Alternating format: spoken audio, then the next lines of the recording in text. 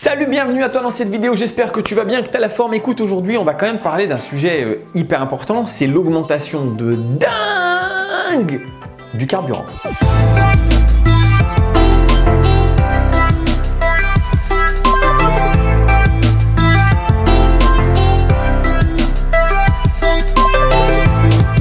On se retrouve dans une situation qui commence à être problématique, c'est-à-dire que moi j'ai entendu à la radio des gens qui commencent à se dire je vais devoir diminuer ma qualité de vie au niveau notamment de la nourriture que je vais acheter pour pouvoir mettre du carburant, de l'essence. Et là en vrai on a vraiment un problème. Du carburant à plus de 2 euros, ça fait mal. Enfin, moi, je sais que l'autre fois, j'ai fait le plein avec ma vieille bagnole C5, j'en ai eu pour 108 euros, quoi. 108 euros, c'est fou. En fait, c'est complètement fou. Et en plus, il y avait le quart encore qui restait. Donc, ça veut dire que je vais faire le plein à 130 euros. Bon, on ne peut pas continuer comme ça. En tout cas, nous, sur ce qu'on veut faire, la voiture, ça devient réellement un problème. Alors, je ne vais pas te parler de voiture électrique parce que je suis vraiment en train de changer un petit peu d'avis sur le fait que la voiture électrique, c'est génial. Parce que oui, ça peut être économique, mais au niveau d'écologie, j'ai l'impression qu'on est dans le monde d'Avatar avec des espèces d'immenses machines qui vont te broyer la moitié de la montagne pour te trouver 4 grammes de je ne sais quel minerai. Donc, en fait, c'est peut-être pas hyper cool. Ça retire, ça balance du cyanure dans tous les sens, du mercure, de je sais pas quoi. Bref, c'est un carnage. Donc, voiture électrique, je vais pas. Alors qu'au début, je voulais m'acheter une Tesla et tout, mais bon. Malheureusement, je crois que je suis en train de changer d'avis. Par contre, je t'invite à agir. Là, on est dans une situation où on se dit c'est chaud, il y a tout qui augmente de dingue. Enfin, il y a tout qui augmente de dingue. Je vais te montrer un truc. C'est pas pour fanfaronner, c'est juste pour te montrer. Tu vois, j'ai un petit peu aussi, je fais un peu de bourse. Je te l'ai montré l'autre fois. Et il y a très peu de temps en fait. Hein. Je t'ai montré il y a une semaine ou quoi que j'avais pris un petit peu des trucs en bourse. En une semaine, j'ai déjà à 13%. Allez. 13,74% de rentabilité. J'ai pris 1221 $. Donc bref, c'est n'importe quoi. Et ça, c'est juste que, en fait, c'est les prix des matières premières. Je me suis pas mal basé sur l'argent et l'or. Ça augmente, tout augmente. Le carburant, ça augmente de fou. Bref, il faut qu'on agisse, il faut qu'on ait une solution. Je ne vais pas aujourd'hui te dire il faut que tu investisses. Aujourd'hui, ce n'est pas ce thème-là. Aujourd'hui, je vais te parler de réfléchir. Mais c'est hyper simple, hein, tu vas voir. Hein. Réfléchir à ta bagnole. Donc, ta bagnole. Il y a un problème. Ta voiture, elle consomme. Non, ça, sérieux, c'est un problème. Mais bon, toutes les voitures consomment. Donc,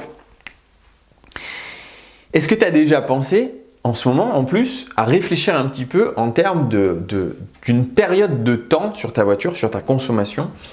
C'est-à-dire qu'une bagnole, la bagnole, je la mets ici. On va dire qu'en moyenne, on est à 20 000 km par an. D'accord? Donc, il faut essayer de se projeter un petit peu parce que là, ce qui est en train de se passer, peut-être que c'est très, très temporaire. Peut-être que en fait, ça va durer longtemps et que peut-être maintenant, la nouvelle norme, ce sera 2 euros le carburant. Si c'est le cas, en fait, la consommation change tout. On va partir sur des extrêmes. On va prendre ma fière et merveilleuse voiture qui est à 3,7 litres au 100 km, et non, ce n'est pas une hybride, d'accord? C'est sa consommation. Et on va prendre une voiture assez classique. Hein. Tiens, je vais te prendre ma C5 qui, elle, je pense, elle est plutôt autour de 6,5 litres au 100 km. D'accord? Donc, on va calculer vite fait ensemble. Tu me connais, hein, tu connais mes vidéos, je ne prépare rien en avance. Je suis là, toi et moi, on est là, on papote ensemble. Bref, donc 20 000 km, c'est-à-dire qu'il y a une multiplication de 200 à faire. Donc 200 fois 3,7. Ici, je suis à 740 litres de carburant par an. Et à la bagnole qui fait 6,5. Et sois honnête, regarde ta voiture, en général, tu seras plutôt à ça, hein, je pense. On est à 1300 litres. D'accord? Regarde la consommation, regarde comment tu roules et dis-nous un petit peu où tu en es dans les commentaires si tu veux. C'est-à-dire que là, sur celui-là, on va prendre du rouge parce que là, où est mon rouge? Où est mon rouge? Je n'ai plus de rouge. Je prends du bleu alors. C'est-à-dire que là, 740 Oui, bah on va arrondir à 2 euros, hein, ce sera plus simple. C'est-à-dire que là, sur ma voiture qui ne consomme pas grand-chose, on est à 1480 euros par an, d'accord? Ce qui est déjà pas mal. Et sur l'autre, ah non, on dit quoi? 1003. Ok, j'ai pas besoin de la calculatrice pour ça. On est à 2600 euros. C'est ouf, hein? C'est-à-dire qu'il y a une différence là. Là, par contre, j'ai besoin de la calculette. Il y a une différence de 1120 euros par an. C'est énorme. Maintenant, partons du postulat que ça dure 5 ans cette histoire.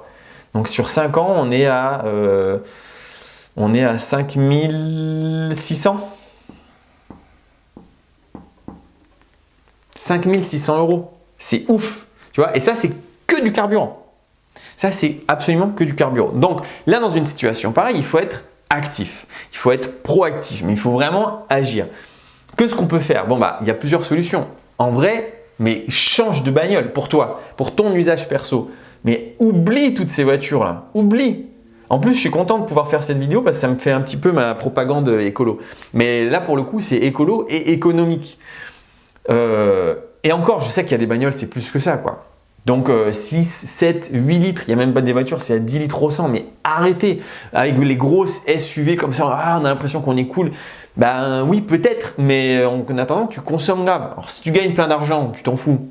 En vrai, il y a plein de gens, bon, bah, que ce soit 1,30 € ou 2 euros, ça ne change pas leur vie. Il y a des gens qui font pas 20 000 km, il y a des gens qui roulent pas beaucoup, donc là, ok, pourquoi pas. Mais les gens qui roulent beaucoup, putain, il faut changer de bagnole, quoi. Et donc, il faut aller sur de la voiture qui ne consomme pas grand-chose. Et il y a plein de voitures qui ne consomment pas grand-chose. On se rappelle de ces 6005. Hein. Je te fais un petit truc là. Alors, de ce que j'ai vu, les dernières fois que j'ai regardé, le podium de ouf. Le podium, hein, d'accord? Des voitures qui consomment le moins. Et c'est pas de l'hybride, hein, c'est du normal, d'accord? Les records qui ont été établis en fait, hein, c'est-à-dire qu'il y a des mecs qui se sont dit, nous on va parcourir l'Europe avec la voiture, on va faire 10 000, 15 000 km avec les routes, etc. Et on va rouler tranquille pour consommer le moins. On a, à mon grand malheur, la 208. À vérifier, je crois qu'ils ont fait un truc du genre 2,5 litres sur 10 000 bornes. 2,5, d'accord? C'est que dalle. Hein. Ensuite, on a la Honda Civic, celle que j'ai, ils ont fait 2,8 sur 13 000 km. Et ensuite, je ne me rappelle pas du troisième. Mais ce que je peux te dire, c'est qu'il y a d'autres bagnoles qui consomment grave pas grand-chose. Il y a la Seat Ibiza avec le moteur Ecomotive. Le moteur Ecomotive, il est annoncé à 3,3 litres. D'accord? Donc tu peux aussi rouler plus pépère et bref, tu es dans ces eaux-là. Alors la Seat Ibiza, sachant que c'est un clone de la Polo et de la Skoda Fabia, c'est possible qu'il y ait ce moteur Ecomotive qui soit aussi sur ces différentes bagnoles. Alors c'est sûr que la Seat Ibiza et la 208, c'est des petites voitures.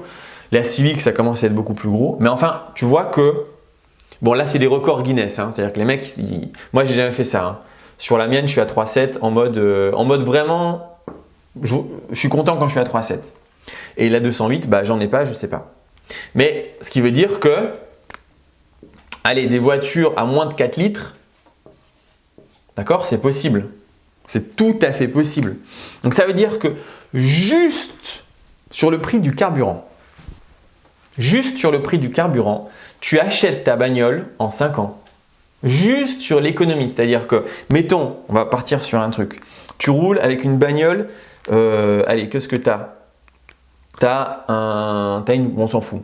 Tu as un truc qui consomme, comme on a dit tout à l'heure, c'était quoi? 6,5 litres. D'accord? Tu te dis, bah quand même, hein, ça consomme. Hein. Je vais m'acheter une autre bagnole qui fait du 3,7. On reprend exactement le même exemple. Sur 5 ans, j'économise, on a dit quoi? 5 600 euros.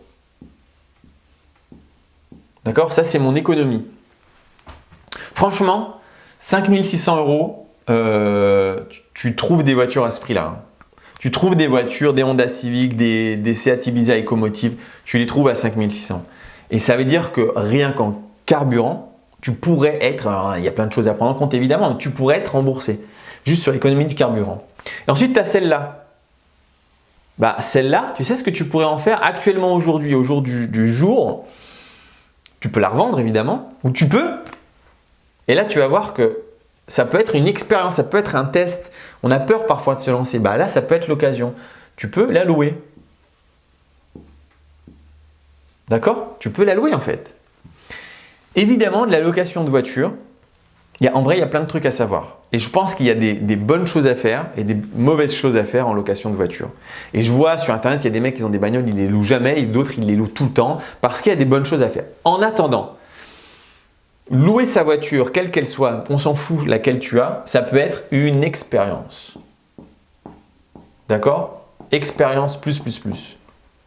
Et donc, si ça te donne de l'expérience, si tu as de l'expérience avec ça, ça va te rassurer en te disant, mais attends, est-ce que c'est vrai qu'il y a des mecs qui louent des voitures? Enfin, je ne comprends pas, qui pourrait louer la voiture? Bah, poum, essaye. Essaye en fait. Change ta bagnole, enfin, garde ta bagnole qui consomme, mets-la en location, achète-toi ta voiture, une plus petite voiture qui sera quasiment auto-remboursée rien que par la différence de consommation de carburant et essaye. Et si ça marche, et je sais que ça marchera, prends ma formation. Parce que dans ma formation, on fera quelque chose de beaucoup plus poussé pour avoir une réelle rentabilité. Peut-être qu'en fait, ta voiture là, c'est peut-être pas celle-là qu'il faut, pour plein de raisons. Peut-être que c'est pas la bonne marque, peut-être que c'est pas le bon modèle, peut-être que justement elle consomme un peu trop maintenant, peut-être, il y a plein de trucs. Et ensuite, on dira, mais ok, mais est-ce que j'exploite en nom propre? Est-ce que j'exploite en société? Il y a plein de questions de ce genre qu'il faudra se poser. Ok, mais si je fais une société, comment je trouve mon assureur? Plein de trucs, d'accord? Donc, après, si tu veux optimiser, bah, tu optimiseras, tu prendras une petite formation et puis tu comprendras que tu peux faire quelque chose. Par contre, ça, tu peux le faire gratuitement tout de suite, genre tout de suite. En fait, tu éteins cette vidéo et tu mets ta voiture sur WeCar. Tiens, je te les mets ici. Je ne suis pas partenaire avec eux, hein. C'est juste que c'est les deux sites que je connais. WeCar et GetAround. GetAround. D'accord? Tu vas sur ces deux sites, tu mets ta bagnole sur ces deux sites et tu testes. Tu fais une expérience, tu agis. Il faut vraiment être… En fait, là, en ce moment, je le pense, hein. C'est pour ça que je te montrais… en fait, je ne sais pas si c'est dans cette vidéo que je t'ai montré là, que j'ai investi en bourse et qu'en une semaine, j'ai pris 1 200 $ ou pas. Mais en fait, il faut être actif. En fait, tu es obligé de faire quelque chose. Si tu restes là en train de faire « Ah, bah, tout augmente, ah, bah, tout est plus cher, ah bah mince alors », bah, en fait, tu vas te faire niquer. Et tout sera trop cher pour toi après. Donc, il faut agir, il faut réagir, il faut faire quelque chose. Allez, j'espère que cette vidéo t'a plu. Si c'est le cas, tu peux mettre un pouce bleu, tu peux t'abonner, tu peux partager à tous les gens que tu connaisses qui ont une grosse bagnole et qui se disent « le carburant, c'est trop cher ». Bah, voilà une solution, temporaire, mais voilà une solution. Et on se retrouve dans une prochaine vidéo. Ciao!